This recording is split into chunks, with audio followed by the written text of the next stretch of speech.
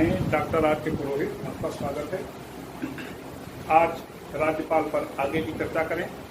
कल एक सामान्य चर्चा उसकी नियुक्ति के बारे में हुई थी।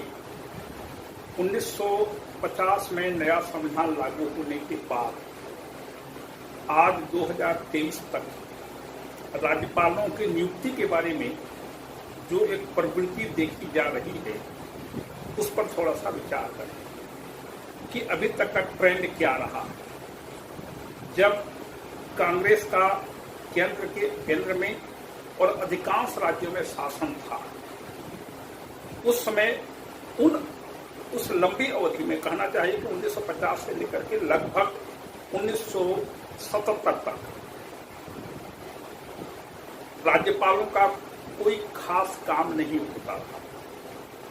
उनकी कोई विशेष भूमिका राज्यपाल के रूप में नहीं होती थी, क्योंकि केंद्र में कांग्रेस का शासन था और अधिकांश प्रांतों में भी कांग्रेस का शासन चला आ रहा था। इसलिए जिन प्रांतों में कांग्रेसी शासन कार्यरत थी, वहां पर राज्यपालों की भूमिका लगभग नहीं के बराबर थी या शून्य के बराबर थी। लेकिन जिन प्रांतों में गैर कांग्रेसी सरकारें कार्यरत रहीं, उन राज्यों में राज्यपालों की भूमिका बहुत ही महत्वपूर्ण साबित हुई, क्योंकि राज्यपाल स्वयं को केंद्र सरकार का एजेंट मानते थे और अभी भी मानते हैं, जबकि संविधान ऐसा नहीं कहता कि राज्यपाल केंद्र सरकार के एजेंट हैं। हाँ, ये बात सही है कि केंद्र सरकार के संविधान जब राज्यपालों को नियुक्त करने का अधिकार केंद्र सरकार को देता है, तो हम यह कह सकते हैं कि इस नियुक्ति के माध्यम से केंद्र सरकार राज्य सरकारों के क्रियाकलापों पर नियंत्रण रखने का एक बहुत बढ़िया साधन उसके हाथ में आ गया है। तो जहां पर गैर कांग्रेसी सरकारें थीं, वहां पर राज्यपालों ने अपने शक्तियों का प्रयोग किया और उस राज्य सरकार के साथ राज्यपालों का मतभेद भी कई बार सामने आया। लेकिन जब जब केंद्र में और राज्य में एक ही दल की सरकार रही, तब तक राज्यपालों की भूमिका लगभग शून्य हो गई थी, क्योंकि मुख्यमंत्री और राज्यपाल चूंकि एक ही दल से संबंधित होते थे या केंद्र और राज्य में एक ही दल की सरकारें थी, इसलिए राज्यपालों की भूमिका कोई उल्लेखनीय नहीं रही। अब देखें यह प्रवृत्ति किस प्रकार से आज देखी जा रही है। सबसे पहली बात यह है कि अभी तक का ट्रेंड, अभी तक की प्रवृत्ति यह रही है कि राज्यपाल उस व्यक्ति को नियुक्त किया जाता है जो उस प्रांत का निवासी न हो। यद्यपि एक दो बार कुछ अपवाद भी सामने आए हैं, लेकिन यह देखा गया है कि एक राज्य के निवासी को किसी दूसरे राज्य में ही राज्यपाल के पद पर नियुक्ति दी जाती रही है। इसका मूल कारण यह है कि प्रायः राजनीतिक व्यक्तियों को राज्यपालों के पद पर नियुक्त किया जाता रहा है। तो यदि राजनीतिक व्यक्ति किसी प्रांत का है और उसी प्रांत में ही वह राज्यपाल के पद पर नियुक्त होता है, तो निश्चित रूप से वह अपने आप को दलगत राजनीति से अलग नहीं कर सकता और वह आम जनता की या नेताओं की आलोचना का मुख्य विषय बन जाता है। तो दलगत राजनीति और स्थानीय राजनीति से उसे अलग करने के लिए दूसरे प्रांत में राज्यपाल के पद पर नियुक्त करने की एक परंपरा चली आ रही है और यह बहुत अधिक सफल भी रही। दूसरी बात, जब राज्यपालों को किसी प्रांत में नियुक्त किया जाता है तो एक परंपरा है, नहीं भी है, और एक सामान्य सी औपचारिकता के नाते प्रधानमंत्री या राष्ट्रपति उस राज्य के मुख्यमंत्री से परामर्श जरूर लेते हैं। यदि परामर्श नहीं भी लेते तो उनसे पूछ लेते हैं कि भाई हम अमुक व्यक्ति को आपके यहाँ राज्यपाल के पद पर नियुक्त करने जा रहे हैं, पूछ लिया जाता है। लेकिन श्रीमती इंदिरा गांधी ने कई बार अपने लंबे शासनकाल में गैर कांग्रेसी राज्यों में ऐसे व्यक्तियों को राज्यपाल के पद पर नियुक्त करती रही और उन्होंने उस राज्य के मुख्यमंत्री से भी परामर्श लेना उचित नहीं समझा था। यद्यपि नियम नहीं है कि राष्ट्रपति राज्य के मुख्यमंत्री से भी परामर्श लेवे। लेकिन एक परंपरा है बन गई है कि जब कभी भी किसी राज्य में राज्यपालों के पद पर नियुक्ति की जानी है तो उस राज्य के मुख्यमंत्री से भी परामर्श लिया जाना चाहिए। यदि परामर्श लिया जाता है तो निश्चित रूप से मुख्यमंत्री किसी नाम पर अपनी सहमति देंगे और यह मुख्यमंत्री की सहमति उस राज्यपाल के लिए उस राज्य में काम करने का मूल आधार बनेगा, ताकि दोनों के बीच एक समन्वय बना रहेगा और राज्य शासन अच्छी तरह से संचालित हो सकेगा। इसके पीछे यही धारणा है कि यदि मुख्यमंत्री से पूछ करके किसी व्यक्ति को राज्यपाल नियुक्त किया जाता है तो वह अपने उस राज्य में अच्छी तरह से काम कर सकेगा, राज्यपाल और मुख्यमंत्री के बीच एक समन्वय बना रहेगा। इसका और कोई दूसरा महत्व नहीं है।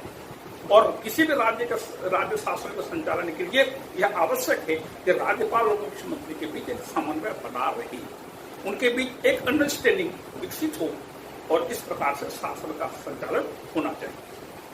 तीसरी चीज, पराजित या दलों द्वारा अस्वीकार्य व्यक्तियों को अभी तक का ट्रेंड ये देखा गया है कि जो व्यक्ति सामान्य निर्वाचन में पराजित हो जाते हैं या किसी नेता को दल स्वीकार नहीं कर पा रहा है, उसको झेलना मुश्किल हो रहा है, ऐसे व्यक्तियों को केंद्र सरकार राज्यपाल के पद पर किसी प्रांत में बिठा देती है। राज्यपाल के पद पर बिठाने का मतलब है कि वह राजनीति से प्रायः अलग हो जाएगा, राजनीति से, दलगत राजनीति से वह अपने आप को अलग कर लेगा। ये उसका उद्देश्य है कि मान लीजिए किसी कोई व्यक्ति चुनाव में परास्त हो गया, चुनाव में हार गया, लेकिन वह एक प्रमुख नेता है, तो उसको राज्यपाल के पद पर नियुक्त कर दिया जाता है केंद्र सरकार के द्वारा। इसी प्रकार से सेवानिवृत्त न्यायाधीशों को भी राज्यपालों के पद पर नियुक्त किया गया है। यह पूरी तरह से गलत प्रवृत्ति है। यदि मान लीजिए किसी न्यायाधीश को सेवानिवृत्ति के बाद संसद में मनोनीत किया जाता है अथवा उसे किसी भी लाभ के पद पर नियुक्त किया जाता है, जैसे राज्यपाल के पद पर नियुक्त किया जाता है, इसका मतलब यह हुआ कि उसने अपने कार्यकाल में केंद्रीय शासन के विरुद्ध कोई फैसला नहीं दिया है।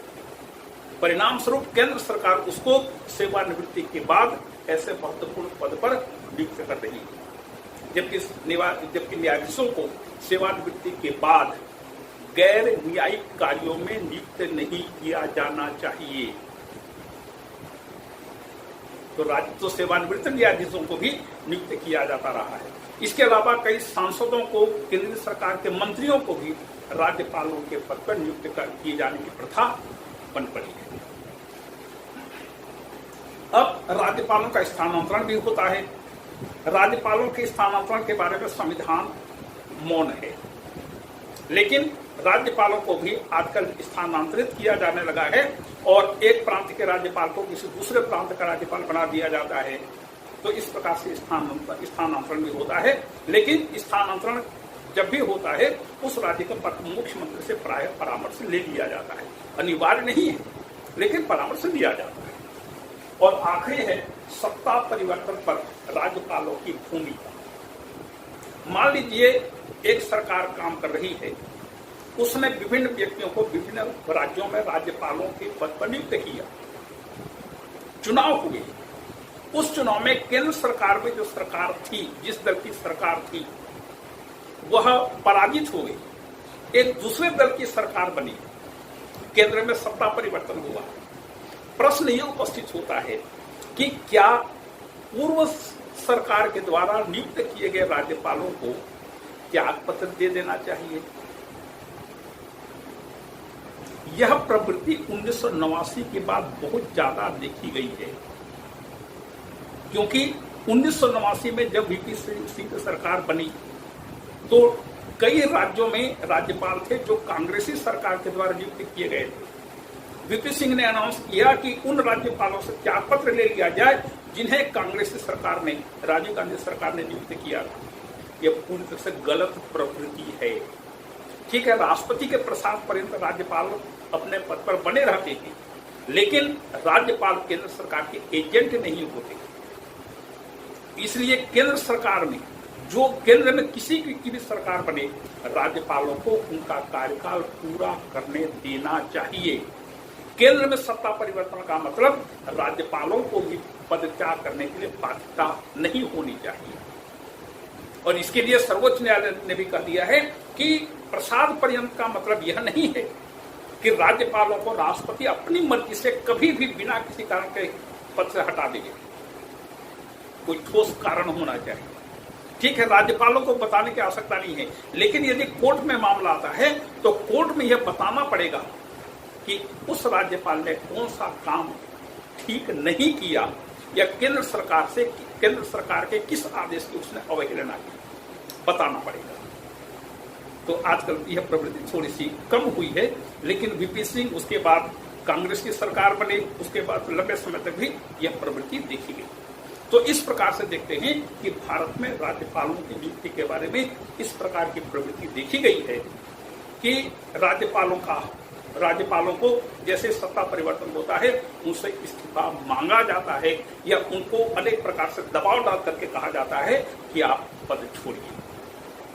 यह प्रवृत्ति प्रजातंत्र के लिए अच्छी नहीं है। तो यह राज्यपालों की नियुक्ति के बारे में, उनके सामान्य रूप में योग्यता वगैरह के बारे में चर्चा हुई। अब देखें राज्यपाल की शक्तियों के बारे में। राज्यपाल की शक्तियों को प्राय 5 भाग में बांटा जाता है। पहला है कार्यपालिका संबंधी शक्तियां। कार्यपालिका संबंधी शक्तियों के अंतर्गत सबसे महत्वपूर्ण बात यह है कि राज्यपाल राज्य का पहला नागरिक होता है, राज्य का सर्वोच्च व्यक्ति होता है। संविधान के अनुसार राज्य का शासन राज्यपाल के नाम से चलाया जाता है, तो वह शासन का सर्वोच्च और प्रमुख व्यक्ति होता है। राज्य का तो मुखिया होता ही है, शासन का मुखिया मुख्यमंत्री होता है, लेकिन शासन का संचालन राज्यपाल के नाम से किया जाता है। इसके अलावा नियुक्ति, किसी भी प्रांत में जब निर्वाचन होते हैं तो निर्वाचन में जिस दल को स्पष्ट बहुमत मिला उसके नेता को राज्यपाल मुख्यमंत्री के पद पर नियुक्त करने के लिए बाध्य है। इसमें राज्यपाल की कोई मर्जी नहीं चलती। लेकिन यदि विधानसभा में किसी भी एक दल को स्पष्ट बहुमत न मिले तब राज्यपाल को अपने विवेक का प्रयोग करने का पूरा अवसर मिलता है, और यह अवसर उसके लिए एक स्वर्णिम समय के समान प्रतीत होता है, क्योंकि वह केंद्र सरकार के निर्देशों या केंद्र सरकार की इच्छा के अनुरूप ऐसे व्यक्ति को मुख्यमंत्री नियुक्त करता है जिसे केंद्र सरकार चाहे। इसमें केंद्र सरकार बहुत ज्यादा हस्तक्षेप करती है और कई अवसरों पर राज्यपालों ने गलत व्यक्तियों को मुख्यमंत्री के पद पर नियुक्त किया और अपनी बदनामी झेली और पूरी दुनिया और पूरे देश भर में बदनाम हुआ। कई राज्यपालों का उदाहरण इस संदर्भ में लिया जा सकता है। आगे जब राज्यपालों की स्थिति के बारे में चर्चा करेंगे तब इस विषय पर चर्चा होगी। तो जब किसी दल को स्पष्ट बहुमत न मिले तब राज्यपालों ने कई बार मनमानी की है, और एकमात्र इसका उद्देश्य है केंद्र सरकार को खुश करना। भले ही आगे राज्यपाल को नीचा देखना पड़ा, राज्यपालों को अपना यह निर्णय वापस लेना पड़ा, सर्वोच्च न्यायालय ने इसे अवैध घोषित किया, लेकिन राज्यपालों ने ऐसा काम हमेशा किया है। फिर मुख्यमंत्री की नियुक्ति के बाद मुख्यमंत्री के परामर्श पर राज्यपाल अन्य मंत्रियों को नियुक्त करता है। अन्य मंत्रियों की नियुक्ति वह मुख्यमंत्री के परामर्श के अनुसार करने के लिए बाध्य है। उनके बीच विभागों का वितरण भी राज्यपाल करता है, लेकिन मुख्यमंत्री के परामर्श के अनुसार करता है। फिर राज्यपाल प्रशासन के बारे में, राज्य शासन के बारे में किसी भी प्रकार की जानकारी मुख्यमंत्री से मांग सकता है, और मुख्यमंत्री वह जानकारी उसको देने के लिए बाध्य है। संविधान कहता है कि मुख्यमंत्री का कर्तव्य यह है कि वह शासन प्रशासन के बारे में समस्त प्रकार की जानकारी राज्यपाल जो चाहे वह जानकारी उसको उपलब्ध कराए। इसके अलावा राज्यपाल के न चाहने पर के बावजूद मुख्यमंत्री का यह दायित्व है कि प्रशासन तथा विधायी संबंधी प्रस्थापन की पूरी जानकारी वह राज्यपाल को समय समय पर प्रदान करता रहे। तो मुख्यमंत्री और राज्यपालों के बीच एक सामान्य सी एक अच्छा तालमेल बना रहे, इसके लिए संविधान भी प्रयास करता है। फिर दूसरा है विधायी। विधायी शक्तियों के अंतर्गत इसमें थोड़ा सा ध्यान रखिएगा, संविधान केवल अध्यादेश जारी करने की शक्ति को राज्यपाल की विधायी शक्ति मानता है। बाकी अन्य सभी शक्तियों को राज्यपाल की सामान्य शक्तियां कही जाती हैं संविधान के अनुसार। लेकिन जब हम संविधान को टेक्स्ट बुक रूप में पढ़ते हैं तो विधानसभा से संबंधित या व्यवस्थापिका से संबंधित राज्यपाल के जो भी कार्य और शक्तियां हैं, इन्हीं सब को विधायी शक्तियों के अंतर्गत हम पढ़ते हैं। लेकिन संविधान भारत का दूसरी बात कहता है कि केवल संविधान में स्पष्ट लिखा हुआ है राज्यपाल की विधायी शक्तियां या राज्यपाल की विधायी शक्ति, उसमें नंबर दिया है कि अध्यादेश जारी करना। तो संविधान केवल अध्यादेश जारी करने को राज्यपाल की विधायी शक्ति कहता है, जबकि हम टेक्स्ट बुक में विधानसभा से या व्यवस्थापिका से संबंधित राज्यपाल के जो भी कार्य और दायित्व हैं, इन सब को हम विधायी शक्तियों के अंतर्गत परिगणित करते हैं। तो इसमें कौन कौन सी चीजें हैं? विधानसभा का अधिवेशन बुलाना, विधानसभा का अधिवेशन सत्रावसान करना, अधिवेशन अवसान करना, अभिभाषण देना या अभिभाषण का पाठ करना। मान लीजिए 2 सदन हैं तो दोनों सदनों को या एक सदन को संदेश भेजना, ये उसके सामान्य से शक्तियां हैं। राज्यपाल का अभिभाषण राज्य का मंत्री परिषद तैयार करता है। राज्यपाल उस अभिभाषण को केवल पढ़ देते हैं, पाठन कर देते हैं सदन में। लेकिन कई बार ऐसा हम देखने को पाते हैं कि राज्यपाल के अभिभाषणों का विरोधी दल विधानसभा में विरोध करते हैं, उसका बहिष्कार करते हैं और कई बार अप्रिय स्थिति भी निर्मित होती रहती है। इसमें राज्यपाल की कोई गलती नहीं है, क्योंकि राज्यपाल केवल मंत्रिपरिषद द्वारा तैयार किए गए भाषण को पढ़ता है। वह स्वयं उस भाषण को लिखता नहीं है या अपनी मर्जी से कोई बात नहीं कहता। कई बार ऐसे भी हंगामे होते हैं कि राज्यपाल उस अभिभाषण को पढ़ भी नहीं पाते हैं और केवल एक लाइन पढ़ करके फिर अपने अभिभाषण को समाप्त कर देते हैं और सदन की कार्यवाही उससे निकले स्थगित हो जाती है। मान लिया जाता है कि राज्यपाल महोदय ने अपना अभिभाषण पढ़ लिया, लेकिन यह गलत प्रवृत्ति है, क्योंकि राज्यपाल राज्य का सर्वाधिक प्रमुख व्यक्ति होता है। यदि वह कोई बात कह रहा है या कोई भी अभिभाषण दे रहा है तो पूरे सदन को ध्यान से सुनना चाहिए। आलोचना, विरोध, ये सब अलग चीजें हैं और इसका भी पूरा अवसर सदस्यों को मिलता है। उस अवसर पर इस चीज को वो उठा सकते हैं, लेकिन राज्यपाल के अभिभाषण का बहिष्कार गलत प्रवृत्ति है। यह स्वस्थ प्रजातंत्र की परंपरा नहीं है। यदि आप विरोधी दल में हैं, यदि आप अल्पमत में हैं, अल्प मत में हैं या आप विरोधी दल की स्थिति में हैं, तो आप में इतनी क्षमता होनी चाहिए कि आप सत्तारूढ़ दल की बातों को सुने, उसके कार्यों का इस आधार पर विरोध करें कि वह गलत काम कर रहा है या अच्छी तरह से सरकार काम नहीं कर रही है। लेकिन उसका हर काम में विरोध करना गलत परंपरा है। फिर मनोनयन, मान लीजिए विधानसभा के विधानमंडल के 2 सदन हैं, विधानसभा विधान परिषद है, तो विधान परिषद में सदस्यों को मनोनीत करने का अधिकार भी राज्यपाल को होता है। इसमें राज्यपाल अपनी इच्छा से कोई मनोनयन नहीं करते, मुख्यमंत्री और मंत्रिपरिषद के परामर्श पर ही वह मनोनयन करते हैं सदस्यों को। और आगे अध्यादेश जारी करना राज्यपाल का विधायी अधिकार है। मान लीजिए विधानसभा या विधानमंडल का अधिवेशन न हो रहा हो, न चल रहा हो, या मान लीजिए कहीं पर 2 सदन है तो केवल 1 सदन चल रहा हो तो भी, और ऐसी परिस्थितियां उत्पन्न हो गई जिन परिस्थितियों का सामना करने के लिए त्वरित कार्यवाही, त्वरित आदेश जारी किया जाना आवश्यक हो गया है, तो राज्यपाल अध्यादेश जारी करते हैं। अध्यादेश मुख्यमंत्री तथा मंत्रिपरिषद के परामर्श पर जारी करते हैं राज्यपाल, अपनी मर्जी से नहीं करते। मुख्यमंत्री और मंत्रिपरिषद ने विचार किया, अध्यादेश का प्रारूप तैयार किया, राज्यपाल के पास ले जाते हैं, राज्यपाल उस पर हस्ताक्षर कर देते हैं। तो मान लीजिए ऐसी कोई परिस्थिति उत्पन्न हो गई जिन परिस्थितियों का सामना करने के लिए त्वरित कार्यवाही आवश्यक है और राज्य में ऐसा कानून नहीं है, तब राज्यपाल अध्यादेश जारी करते हैं।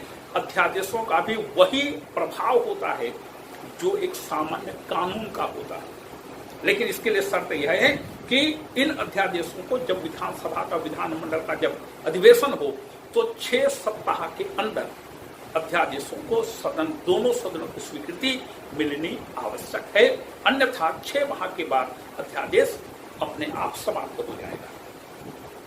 इसके अलावा विधेयकों पर स्वीकृति एक बहुत ही मजेदार चीज है। विधेयकों पर स्वीकृति, जिस प्रकार से केंद्र में राष्ट्रपति को विधेयकों पर स्वीकृति देने का अधिकार दिया गया है, ठीक इसी प्रकार से राज्यपालों को भी विधेयकों पर स्वीकृति देने का अधिकार दिया गया है संविधान के द्वारा। जब विधानमंडल से मान लीजिए किसी प्रांत में 2 सदन है, यदि मान लीजिए विधानमंडल के दोनों सदनों से या जहां पर एक सदन है उस एक सदन से कोई विधेयक पारित होता है तो राज्यपाल के पास उस पर हस्ताक्षर करने के लिए भेजा जाता है। राज्यपाल के पास कुछ विकल्प होते हैं, ऑप्शन होते हैं। नंबर 1, यदि राज्यपाल उस पर अपना हस्ताक्षर कर देता है तो विधेयक कानून बनकर लागू हो जाता है। उसके बाद थोड़ी सी औपचारिकता अधिसूचना जारी करनी पड़ती है, अधिसूचना जारी करते ही कानून लागू हो जाता है। एक बात। दूसरा विकल्प, यदि राज्यपाल उस विधेयक में कोई आपत्ति करते हैं, विधेयक की किसी व्यवस्था पर आपत्ति करते हैं, तो वह अपनी आपत्तियों सहित विधानमंडल को वह विधेयक वापस भेजते हैं और विधानमंडल से यह कहते हैं कि मुझे इस विधेयक पर अमुक आपत्ति है, इस आपत्ति पर विचार करके फिर आप इसे पास करिए। यदि विधानमंडल के दोनों सदस्य या जहां पर एक सदन है एक सदन है, उस आपत्ति पर विचार करने के बाद फिर से मतदान में पास कर देता है तो राज्यपाल को उस विधेयक पर हस्ताक्षर करना पड़ता है। तीसरा विकल्प, मान लीजिए राज्यपाल ने किसी विधेयक पर न तो हस्ताक्षर किया और न ही हस्ताक्षर करने से मना किया या अनुमति को रोक लिया, कोई रिस्पॉन्स ही नहीं दिया, तो इसे संविधान की भाषा में पॉकेट वीटो कहते हैं, जेबी निषेधाधिकार कहते हैं। इसके लिए आप राज्यपाल से कुछ नहीं कर सकते। छत्तीसगढ़ में एक बहुत मजेदार वाकया हुआ कि विधानसभा ने 73% रिजर्वेशन का विधेयक पास कर दिया, राज्यपाल के पास स्वीकृति के लिए भेजा गया। राज्यपाल ने कुछ आवश्यक जानकारी मांगी, लेकिन जानकारी जिस ढंग से राज्यपाल ने अपेक्षा की थी उतनी जानकारी या उस प्रकार की जानकारी शासन ने उनको नहीं दिया। मंत्रिमंडल के सदस्य राज्यपाल के पास गए, उन्होंने चर्चा की और राज्यपाल से हस्ताक्षर कर देने का अनुरोध किया, लेकिन राज्यपाल ने उस पर हस्ताक्षर नहीं किया। राज्यपाल बदले दूसरे राज्यपाल आए, दूसरे राज्यपाल के पास भी जाकर के मंत्रिमंडल के सदस्यों ने अनुरोध किया कि वे आरक्षण संबंधी विधेयक पर हस्ताक्षर कर दें, लेकिन राज्यपाल ने उस पर हस्ताक्षर नहीं किया। एक सीधी सी बात है, सर्वोच्च न्यायालय का गाइडलाइन जो है, सर्वोच्च न्यायालय का निर्णय कहता है कि 50% से अधिक रिजर्वेशन नहीं दिया जा सकता।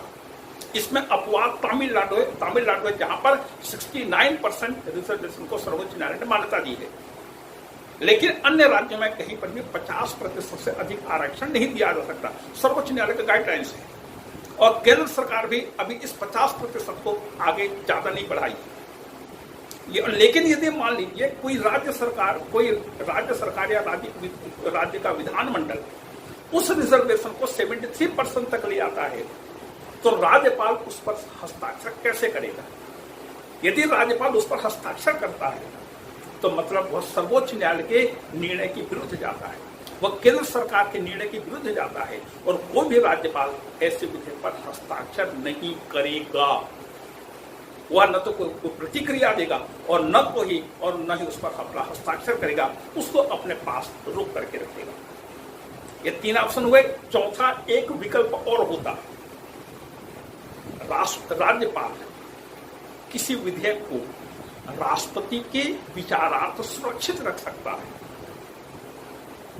राष्ट्रपति के विचारार्थ सुरक्षित रख सकता है मतलब किसी विधेयक को राष्ट्रपति की स्वीकृति के लिए भी राज्यपाल भेज सकता है। तो इसमें थोड़ा सा ध्यान रखिएगा, यदि मान लीजिए राज्यपाल ने किसी विधेयक को राष्ट्रपति की स्वीकृति के लिए भेज दिया, तो राष्ट्रपति क्या करेंगे या आगे कार्रवाई कैसे होगी?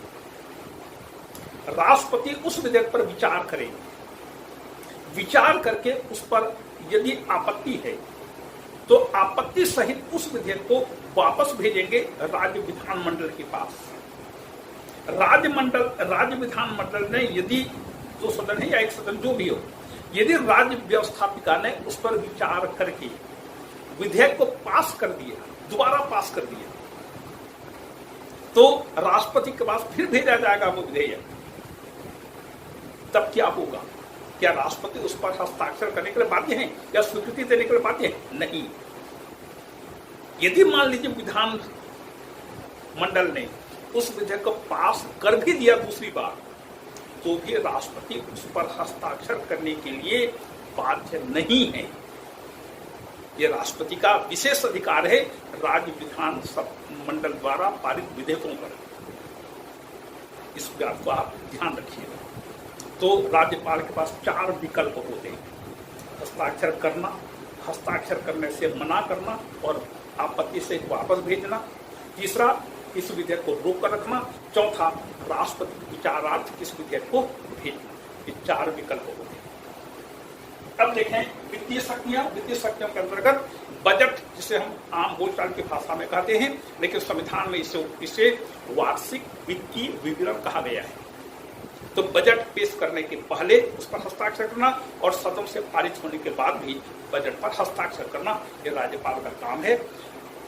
सदन में जो भी अनुदान मांगे विभिन्न मंत्रालयों के द्वारा पेश की जाती है, जो भी अनुदान मांगे रखी जाती हैं, राज्यपाल के नाम से रखी जाती है। राज्यपाल के नाम से अनुदानों की मांग की जाती है कि हमारे प्रदेश के राज्यपाल को अमुक मंत्रालय में खर्च करने के लिए, अमुक वर्ष में खर्च करने के लिए इतनी लाख करोड़ रुपए की स्वीकृति सदन प्रदान करे। इस प्रकार से मांगे रखी जाती है। चौथा, न्यायिक शक्तियां। न्यायिक शक्ति के अंतर्गत राज्यपाल को क्षमा करने का अधिकार दिया गया है, लेकिन इसमें एक ही सबसे बड़ा प्रतिबंध है कि किसी मृत्यु दंड प्राप्त व्यक्ति को राज्यपाल क्षमा नहीं कर सकता। बाकी जितने बाकी अपराधी हैं, यदि राज्य की कार्यपालिका शक्ति के अंतर्गत किसी व्यक्ति ने कोई अपराध किया, तो ऐसे अपराधियों के दंड को कम कर सकता है, बदल सकता है और राज्यपाल उसे लंबित भी करके या स्थगित करके भी रख सकता है। ये राज्यपाल को न्यायिक शक्तियां प्रदान की गई हैं और किसी सैनिक न्यायालय के द्वारा दिए गए निर्णय के विरुद्ध राज्यपाल को क्षमा प्रदान करने का अधिकार नहीं है। तो राष्ट्रपति को अधिक शक्तियां क्षमा प्रदान करने के लिए, राज्यपाल को शक्तियां बहुत सीमित है, कम है। यह है राज्यपाल की सामान्य शक्तियां। इसके आगे की चर्चा करेंगे अगले व्याख्यान में। आपसे अनुरोध कि चैनल को, कि इस बोधगम्य YouTube चैनल को सब्सक्राइब करिए। और एक महत्वपूर्ण अनुरोध यह भी है कि जो भी चर्चा, जो भी व्याख्यान इन वीडियो के माध्यम से आप तक पहुंच रही हैं, उस पर कमेंट भी करिए कि कोई बिंदु समझ में नहीं आया, किसी बिंदु की विवेचना अच्छी तरह से नहीं की गई या और कोई शंका उत्पन्न हो, कोई संदेह हो, कोई प्रश्न पूछना हो, तो यहाँ पर मैंने अपना ईमेल एड्रेस दिया हुआ है। उस ईमेल एड्रेस पर भी आप अपना कमेंट्स या अपने शंकाओं को प्रस्तुत कर सकते हैं। आपके द्वारा की गई शंकाओं का यथासंभव उत्तर दिया जाएगा। आपको धन्यवाद।